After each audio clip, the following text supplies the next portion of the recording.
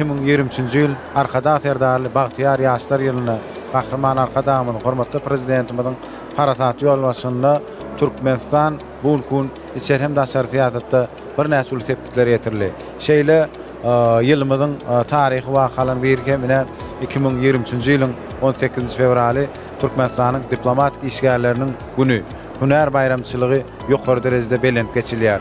Türkmenistanyň Daşary işler ministrliginiň halkara gatnaşyk institutunda hem Türkmenistan diplomatik işgärleriniň güni münasibetli dialog paragasyň kepilatly halkara maslahat geçirildi. Näme şu halkara maslahatyň şäklerinde hem ýurdumyzyň wekilhanalaryň alyp baran işleri bu babatda ýeten tepkiler babat ýürütde tergi hem görkezlen şu tergide daşartyatda Türkmenistan dünýäniň ähli döwletleri bilen dostlugyny gatnaşyklary fotolandyrýanyny şul pavilyonlarda giňişini görmek bolar.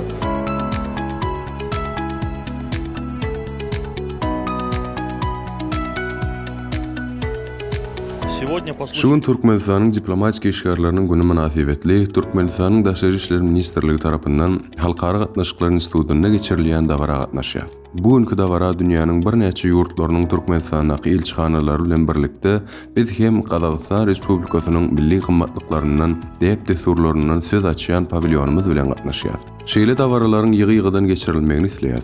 Sebäbi şeýle dawaralar halklaryň arasyndaky dostlyk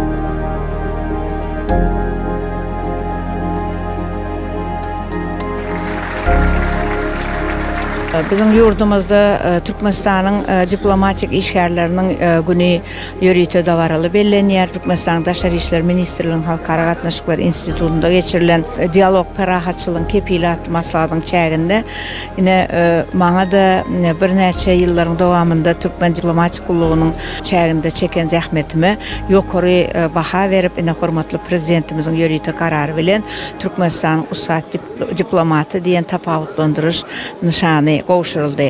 Elbetde bir davara meniň hiç haçan durmuşymda ýatdan çykmajak ajaýyp wakalaryň biri. Çünki men köp ýyllardan beri Türkmen diplomatik gullugynda hyzmat edip gelýän.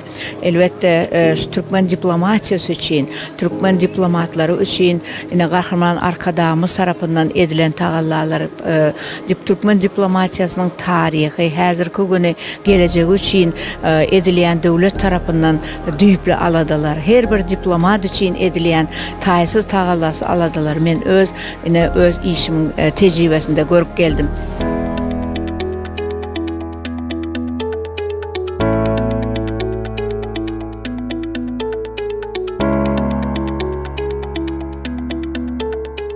Salam, men Vihtu Nayir, Hindistanyň Türkmenistana adatdan naşar we doluq tiyarly ilçesi. Şu gün biz Türkmenistanyň hökümeti tarapyndan geçirilýän diplomatik işgärleriniň günü münasibetli dawara gatnaşýar. Her ýyl geçirilýän bu dawara bu ýyl hem Türkmenistanyň Daşary işler Ministrliginiň Halkara Gatnaşyklar Institutuna ýokary derejede geçirilýär. Dawara gatnaşmak üçin Türkmenistanyň Daşary işler ministri çakylygyny ul höwes bilen kabul etdim. Görşüňiz ýaly dawara gatnaşýan mehmanlary biz hem hindi däpdi surlary bilen tanıştırdyk. Dawara münasibetli geçirilen halkara maslahada şeýle de konserde gatnaşmak bize ýakymly duýgular öğretdi.